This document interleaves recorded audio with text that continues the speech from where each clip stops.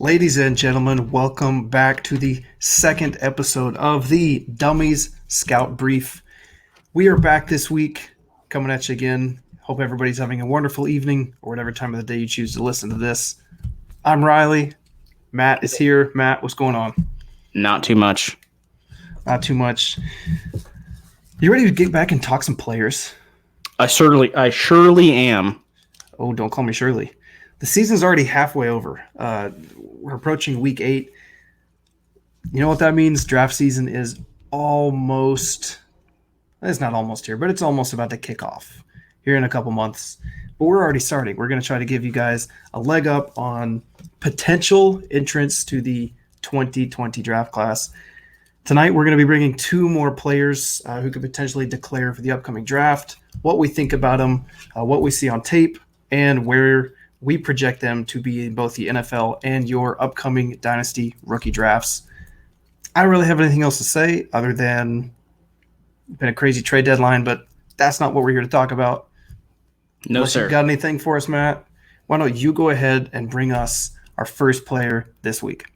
So today's first player will be the University of Alabama's Henry Ruggs. He is obviously a wide receiver. Ruggs comes in at a solid 6 foot, 190 pounds. Some recruiting notes for him. He was the 77th overall player, according to the 24/7 composite. He was the number 11 wide receiver in his class. 4-star recruit. 4-star recruit. Bama's got a ton of receivers. Obviously, he's been standing out this year, but just watching Ruggs from film, what do you get from his game, and what do you like and dislike about him? He's really fast. He makes fast people look not fast. Exactly. He might be one of the fastest guys in college football right now. Just speed to burn. The guy runs a slant route like nobody else's business. Alabama just kills guys with that. With Ruggs and Devonta Smith, that's just their game right there. Just 5 yards, corner, and then run the slant route, and they can take it 75, 80 yards. I mean, they've done it probably 3 or 4 times this year. I think he has nice balance too. Good yard after catch ability, obviously, with that speed. Nice. He does good with the ball in the air as well too. Obviously, tracks the ball well downfield. Can take a hit pretty well too. I thought he was pretty solid for his frame. Riley, anything to add for some positives here on Mr. Ruggs? I mean, obviously, I think even a blind person could tell that Henry Ruggs is electric with the ball in his hands. He's an absolute playmaker. Most of his catches I saw on tape were he was running just shallow crossers, anything to just get the ball within 5 to 6 yards of the line of scrimmage and then take off and do what he does best. I mean, he's electric. He's a playmaker, and he's a home run hitter. That's going to be the one thing that NFL teams are going to fall in love with. How fast do you think he runs his 40 at the combine? If he chooses to run, He's going to run. We could see a Lamar Jackson situation where I think Jackson didn't run because he didn't want to give the wide receiver crowd more ammo. So I think that was more than anything else. I think Ruggs has everything to gain by running. I mean, look what DK did last year. I mean, there were some concerns with DK with the health and with the injury history and that kind of stuff. So, and he fell at the end of the second round. But I think he's going to be in that similar range. I think he's going to be a low 4.3 guy, maybe high 4.2 guy, maybe. But I think he's probably more in the low 4.3s. I was going to ask, do you think he could be in the John Ross area of a very impressive 4.22 to 4.25-ish? Maybe. I'm not putting it out of the question, but I don't know if he's that fast. But, I mean, he's fast. That's what we said about John Ross. We knew Ross could run. We didn't think he'd break the record at 4.22. I think Ruggs – I mean, obviously, Ruggs' best trait is his speed and acceleration. I think he could be around the 4.24. He could. I'm not saying he's not. I mean, I'm not saying it's impossible. I just 4.22 is fast. That's moving. Yeah, he is. And one other positive that I really liked from Ruggs' game is he has really, really good footwork and releases off the line of scrimmage. When he's not jammed with when corners don't use their hands and really try to rough him up at the line, his footwork is incredible. Like he gains 2 to 3 yards of separation just from his footwork and his releases. If he can, we'll get into this a little bit later, but if he can kind of, tighten up his ability to use his hands at the line and really beat press and being jammed, he could be very, very dangerous, obviously as a deep threat, but that would help him ascend his game even more. Yeah, the one thing I saw about with his releases, he kind of used the same move all the time. So he does. He's got that kind of hesitant jab step, and then he goes out. Yeah, I saw that too. So if you can stop that, you're probably going to stop his release. I mean, we're talking NFL corners here too, not SEC 18, 19, 20-year-old corners. So we'll see what happens with that. I mean, obviously, I think he's a good player, but definitely some refinement that's going to be needed there. Absolutely. So that's going to kind of lead us into, we know what he brings to the table. What would limit him from finding his ceiling or the most success in the NFL? I think one of the big things is just him getting jammed at the line. I'm not sure he's actually the 190 pounds. He could be. I think he's got a better shot to be 190 pounds than Calvin Ridley did. But I think I'm not seeing a full route tree from Ruggs either. I don't think he profiles as number one wide receiver. I think he's more of a complementary piece, more of a higher end complementary piece, but I think he's a complementary piece nonetheless.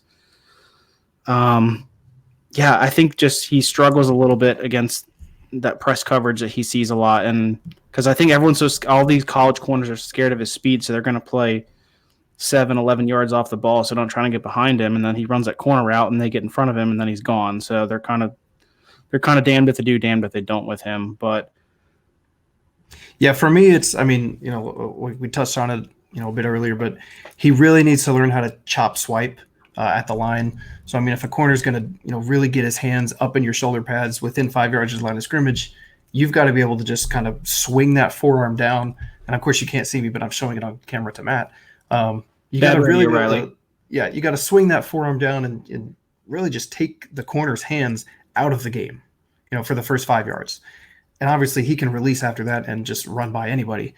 But another thing, I think he tends to be knocked off of his routes a lot of the times right before he gets to the top. If the corner's being, even somewhat physical, I think it can kind of derail him. I think it kind of slows the route a little bit, which could throw off the timing with the quarterback. He's not really in a position to put on a lot of weight. I don't think he's ever going to do that. That's not really how he's going to succeed. So I think he needs to just become a little bit more – he needs to have a little bit more finesse when he runs his routes. He needs to avoid that contact. Or just he needs to power through it a little bit more. That, and then, he's not a soft player. Let me get you. He's definitely not soft. John Ross was a little soft, so don't get that comparison in your head. I think Ruggs is a better receiver than John Ross is coming out of school. Obviously, we know Ross hasn't lived up to 9th overall pick expectations, but the Bengals were insane. I think we all knew that. So Ruggs isn't soft as Ross. Because he does, he will take hits over the middle. He's going to high point the ball in the middle of the field.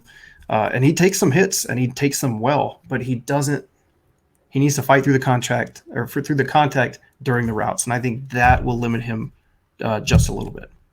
Yeah, I think definitely the NFL receivers are going to be a little more physical than he's seen in college. Oh, no doubt. So, Matt, where do you really see him? Where do you see him landing in the NFL draft? So give me a round range and then maybe a team if you have one in mind. Oh, team, you're throwing me a curveball here. I think he's a day 2 pick because people are going to see that speed and they're going to see, wow, I can really work with that. I can mold that and make that into something. Maybe someone like the Bills, if they can get a piece for, because John Brown's, he's not young, he's not old, but that may be a good fit there. Trying to think of anything else top of my head. I have a team. Who's that?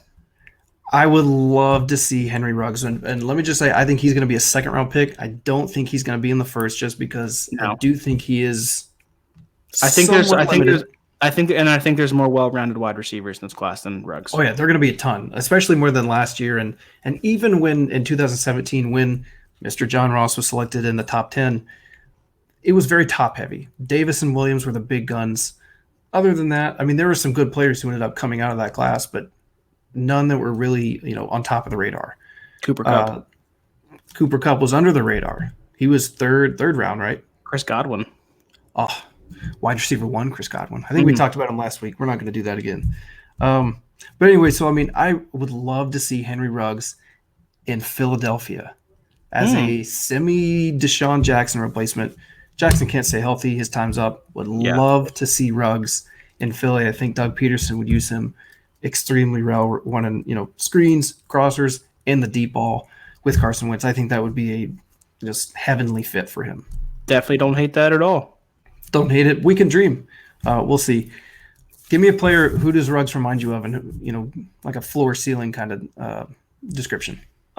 He's got a little bit. The biggest comp I had to him was kind of Brandon Cooks. Ooh, I did not think of Cooks, but I kind of like it.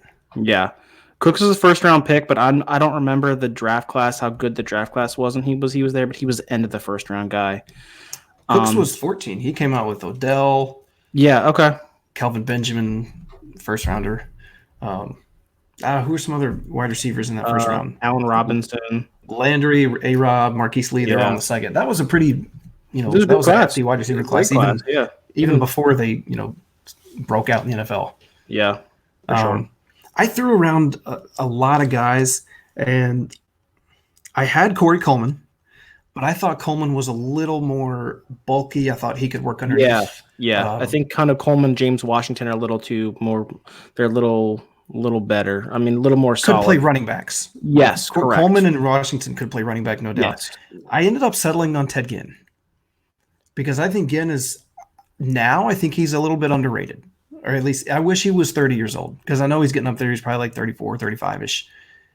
But I think they kind of have similar skill sets. I think Ginn's a little bit taller, but Ginn's not a number one. He's a number two. He can go deep, electric with the ball in his hands. He was an excellent return guy. I think he could be a lot like Ted Ginn, but with a little more fantasy production. So like, don't get Ted Ginn puts up, he doesn't do a lot now. Well, obviously. But I think, skill set wise, I think he and Ted Ginn align a lot. I think Ruggs is going to end up in the second round, which rookie draft wise, I think Ruggs is kind of probably be mid-second, early to mid-second. I think he's going to be in that range. Yeah. In one QB leagues, he could sneak into the late first, but I still think, regardless of scoring or roster settings, he's going to be an early second guy. Yeah, I think I like that round projection for him too. Do you think he has the floor of maybe a John Ross, or do you think he's a little bit better than that? I think maybe his floor is more like a John Brown kind of piece. Yeah, John. I think he could be he's going to be a boomer bust dynasty asset. Definitely to start out with too. I think he has some room to grow. I'm not sure how well he will, but I think he definitely has some room to grow, and he could turn into something a little bit maybe more towards that Brandon Cooks level, depending on where he ends up. I think if he ends up in Philly, that's obviously looks good for his stock. Yeah, I mean, even look at a guy like Marquise Brown this year. A lot of people loved him pre-draft, and I mean, some people said he's a number one receiver, but even now, he is the quote unquote number one in Baltimore, even though I don't really think there is one. And he's boom or bust. Of course, he has been nursing a couple injuries here of late. But, I mean, week one, he went off for 4 catches, 150 yards, and 2 scores. And the next week, he had 6 targets and 3 catches for 30 yards. So, I mean, I think you're going to get that kind of production from Ruggs wherever he goes, because I don't think he can really operate as a true number one. Yeah, maybe more of a best ball guy that you're looking for in that Deshaun Jackson mold. Oh, yeah. I mean, then you're talking Will Fuller. John Brown is an excellent, best ball guy. Ruggs he's going to be a great best ball pick, slam dunk, because you don't really have to worry about starting him, and he's going to score, bombs every week or two. Yeah, for sure. Or every other week or two. So I think that is going to wrap it up for Henry Ruggs. Go watch him for yourself. I mean, he's an explosive player. He's in a fun offense, and if you like him a little bit more than we do, and you think he can be a number one, hit us up. Let us know. We'd love to talk about it. But ultimately, that's kind of where we see Ruggs falling. Moving on to player number 2. My dad knows nothing about football, and he he made me aware of this player. I had really never watched him, studied him. But he said, wow, I'm at the Purdue game right now, and TCU's running back number 6 is absolutely destroying us and eating us alive. And I said, really? I don't really think I've ever watched him before. Going back on it, Darius Anderson. I had seen him before against Ohio State last year. Excellent game. Anderson's an interesting player. Matt, give us a little background on where he comes from. All right. Darius Anderson is 5'11", 212 pounds. He was the 349th overall player and the number 17 running back in his class that was led by none other than Penn State's own Miles Sanders. Actually, fun fact, Devin White was the number 5 running back recruit that year. Oh, Devin White, linebacker. Devin White, linebacker, number 5 running back. Looked it up. Maybe Devin White should play running back for Tampa. Maybe he should. I mean, I honestly hadn't thought of that, but is he hurt? Devin might be hurt right now. He was dinged up, but they had a bye last week. He missed a week because I have him on my only IDP team. I drafted him in the 3rd round. But why not? Exactly. Why not? Oh, I just realized that. I'm going to start pushing that on Twitter. I'll mix it. I'll stir the pot. Hashtag why not? Hashtag why not? Hashtag stir the pot. You sound like John Oliver there. He does that like multiple hashtags when he says stuff. But anyways, moving on. Yeah, so number 17 overall running back. Some other guys that were included in that class were I saw Demaria Crockett was the number 31. And Alexander Madison, number 44 overall. And there was one more. Elijah Holyfield was number 6. So we see how that hasn't turned out. Travis Homer, our boy Riley, number 10. Yikes. And sarcasm for those who didn't pick that up. And LaMichael P. Ryan was at 28. Another guy who's looks like he'll be coming out in this class this year as well, too. Who doesn't carry great NFL name genes. Sorry, Kyle. Kyle will get that. Kyle loves Samaje. Anyways, back to Darius Recently Anderson. cut Samaje P. Ryan. Recently cut. So back to better players. Actually good running backs. So when I first turned on the TCU tape, I wasn't expecting much because obviously the stereotype of TCU running backs are products of the system. I don't think that's true with Darius. I think he's got some really good traits. Running through contact while maintaining his burst was my favorite trait. I think he's going to be that's what's going to lead him to success if he lands in a good situation this upcoming April. But overall, I mean, his athleticism and burst through the line, loved it. He's super quick. The vision, at times, we'll get there. But I mean, he's an athletic dude. He keeps his lower half square when he's behind the line and he's trying to find a lane. I love that. A lot of guys can, really lock in on if it's an outside zone, I'm going to run this way, and if I see it, I'll have to stop and turn my whole body. He really stays square so he can pop in and out of cuts and really find the lanes quickly. He has a strong, compact build, which I loved. Obviously, he comes in at 5'11", 212 via Pro Sports Reference. It's what he's listed on the TCU website as well, too. That's where I pulled it from. Okay, perfect. So 2 different sources. He's probably around 5'11", 210 to 212. I mean, Anderson's a fun running back. He's very good. He's got chops. He didn't really produce a ton his first 3 years, but 2019 he's averaging 98 yards a game.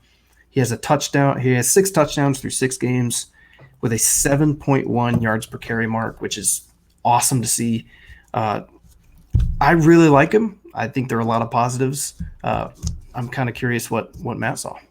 Yeah, I really the thing I loved about him was that he's a no-nonsense guy. He's your one-cut running back. He's going to get upfield. He's going to get you – I think I saw one carry of his that he had negative yardage, and it was literally he was tackled 1 yard behind the line of scrimmage, but he still broke 3 tackles on that 1 yard run. So I love that about his game. He's just gonna one cut and go. He's the great downhill runner. He runs hard. I liked his vision a little more than you did. I think he does a good job to find some cutback lanes when they're there. There was some times I have questions about his overall speed.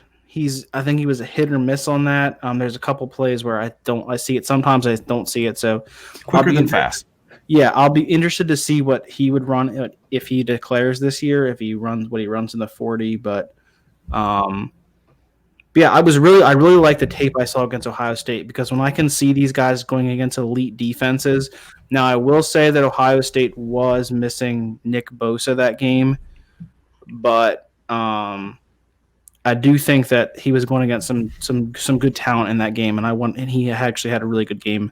I remember watching that game on a projection screen in State College last year. So yeah, I remember he had a few big runs. I think he had like an 85-yard carry in that game.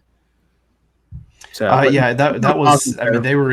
they were in negative territory like crazy. I mean, I think they were in their own red zone, and he took one to the house. Yeah. So I mean, the speed is there at times. Not saying he's a slow player, but I think he's almost okay. Speed wise, think Darrell Henderson, not a burner, but really really good acceleration. I don't think he's as fast as Henderson. Same ballpark. Not sure about that Really, either. you think he's slower? Yeah. Maybe. I mean, he's got really good burst. Yes, I mean, he for sure. gets through the line quick, that. so I think that could be deceiving for the eyes. Yeah. But I mean, speed for running backs, unless you're a Chris Johnson, or versus the other end of the spectrum, Elijah Holyfield. Yeah. I mean, if you can play the position, you don't have to be. You don't have to have burning. Look, Kamara ran 4.63 at the 40, and he was right at 4.6. More than fast. Kareem Hunt was slow, and I mean, you don't have to be burning. But I mean, I think Anderson is. I don't think he's not slow. No, really, really good burst. Some things that I think would limit him. I did not like his ball security. It gets really wild at times. He doesn't tuck. He doesn't have that grip where the nose of the ball is between your index and middle finger and it's tucked right in his armpit. He kind of swings it. He's got that LaShawn McCoy, I'll swing it if I have to, turn the corner, and it bothers me. Another thing is he only carries the ball in his left hand. I don't know if that's just seeing it through 5 or 6 games, and I never saw him switch to his right or switch to the field side hand. I never saw it. Maybe he does. Maybe I just was wild in that day when I watched tape. Ball security still needs to get better. I would like to see him catch more passes, but just because he doesn't in college doesn't mean he can't. I just wish I think that's something he's improved on this year. Yeah, and I think that's just because working with a true freshman quarterback in Max, his last name is escaping me right now. And Saywu, whatever his last name, they've been fighting each other for carries the last couple of years. Yeah, I mean, it's not that he can't, but I just think the TCU offense, they don't really throw to the running backs. The whole thought. I mean, they're spread the field. And if we're gonna run it, I mean, they're gonna run it. They're not gonna. They're kind of a Big Ten team masquerading in the Big 12. Yes, offense is a lot like that. So I mean, I think he can. It'll be fun to watch him, assuming he gets a combine invite. Other than that, draft projection wise, he's gonna be a day 3 pick. I really see him as a 5th round guy. I hope he lands in a good situation because I think that's ultimately going to depend on whether or not we find dynasty success. Matt, do you think he falls in that same area? I have him as a 4th, but I don't really hate the 4th, 5th. It's day 3 nonetheless. Definitely some tools there that I like. I definitely think he runs hard. He doesn't no negative carries. I think there will be teams that see that and will say, "Hey, I can work with that." Or yeah, so I just don't think he's ever going to be a complementary piece more than a workhorse for sure. But the days of the workhorse running back, I think, are few and far between, or are probably gone. Not gone per se, but they're just rare now. Yeah, unless you get lucky and find. I mean, even Kamara's not a workhorse. Unless you got Christian McCaffrey, might be literally the only one anymore. Or Le'Veon Bell, maybe. Lev Bell used to be, but I mean, the Jets' offense now. Thanks, Darnold. Lost a matchup because of you, negative 15 points or whatever it was. That's a whole nother tangent. But, I mean, Darius reminds me of, with him being more of a one-cut downhill guy. Athletically, I think he's a little bit of Aaron Jones. I know Aaron likes to get a little more multi-cut in there. But I don't think Aaron Jones is a burner, but he has really good burst. He gets through the line well. Um, he does. Aaron has, his vision can be better at times. Just I think Darius's is the same way. He can be too hesitant. Matt's giving me a weird look, so I'm really wondering what your comp is. That's my high end comp for Anderson. I don't think he's as good as pass catcher as Jones is, or at least was at UTSA. I think that's one thing that sets him apart. That's why I said athletically, like he runs like Aaron Jones. That's kind of his ceiling for me. Floor, he runs just like Ryan Williams from Virginia Tech from like a decade ago. Hey, he was a first round draft pick. Was he? Mm-hmm.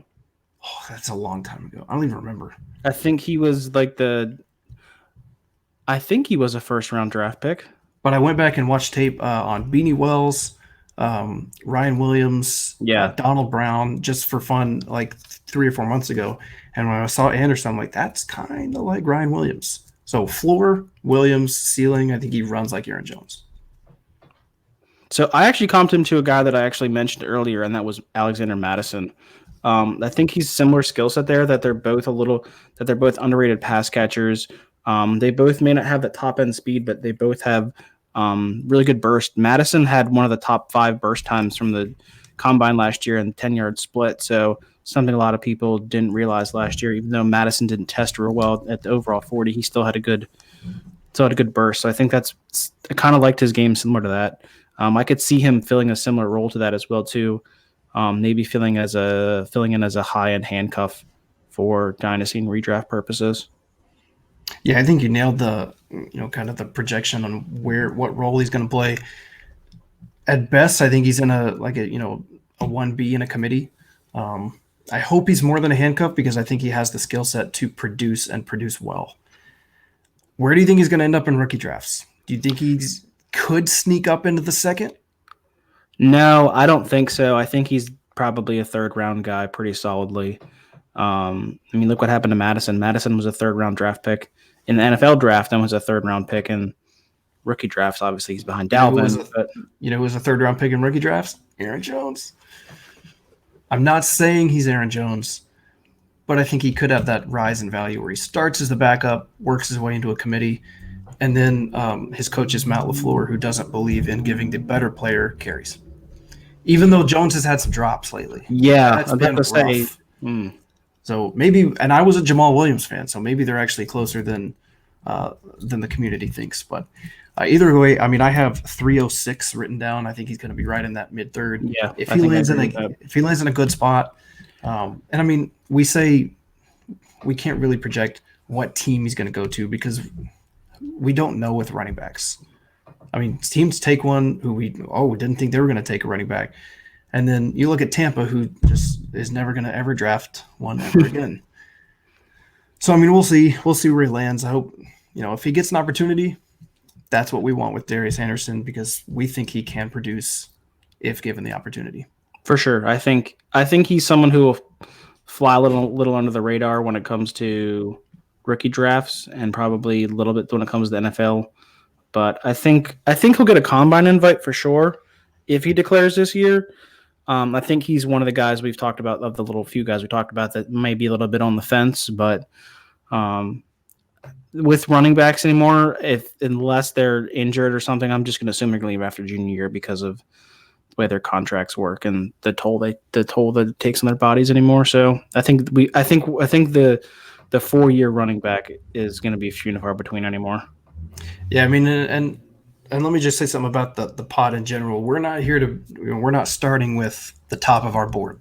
We're just picking random guys that we see go off, and we want to scout them.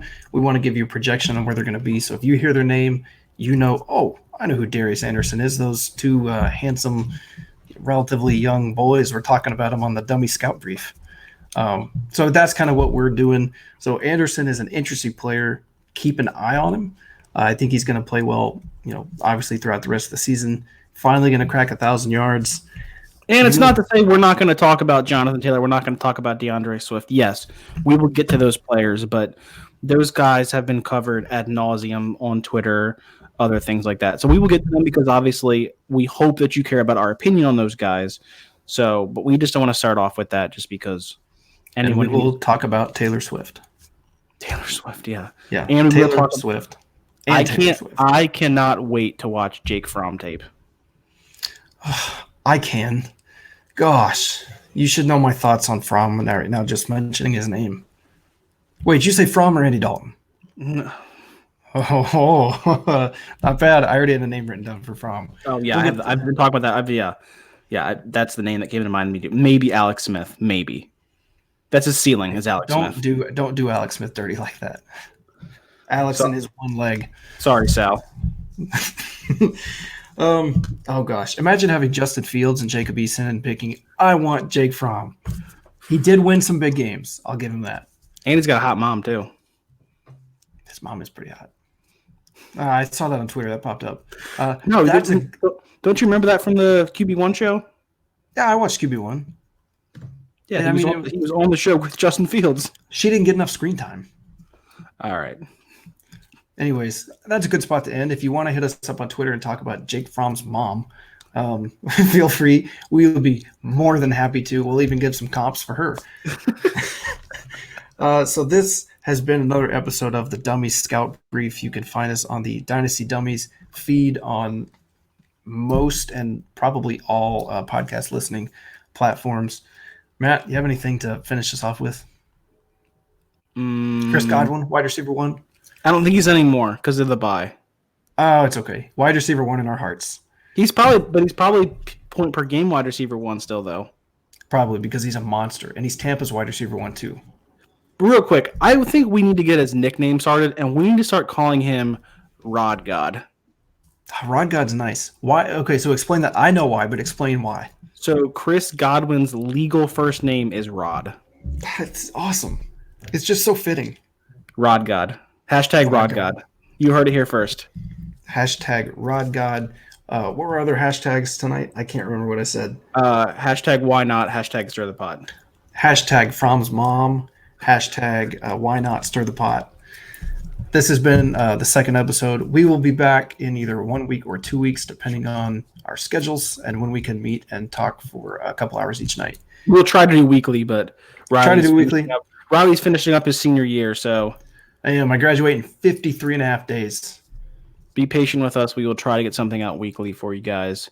That's the game plan, and we'll definitely get some consistency once the season ends and we get really into the heart of draft season. We'll definitely get into that. See some uptick in the amount of either times we're podcasting or players we talk about, but we'll be sure to be pumping out some player comps and projections and film notes for you guys. Yep. Before the NFL draft, you guys are going to be up to date on most, if not all, of the draft class. You're going to be as well prepared as we are and as the other 31 NFL general managers are, because Houston doesn't have one. That's going to be it for us. I'm Riley. He's Matt. You can follow the account at Dummy Scout Brief. We have 1 follower. Let's boost that a little bit. We'll get to 3 before the end of the night, guaranteed. We will, because we're both going to go follow the account because we probably should. Hit us up on Twitter. Let us know what you liked and disliked about the show. Don't tell us what you dislike because we will disagree. See you guys back in a couple weeks. Let us know what players we should talk about. Toodles. Toodles and peace.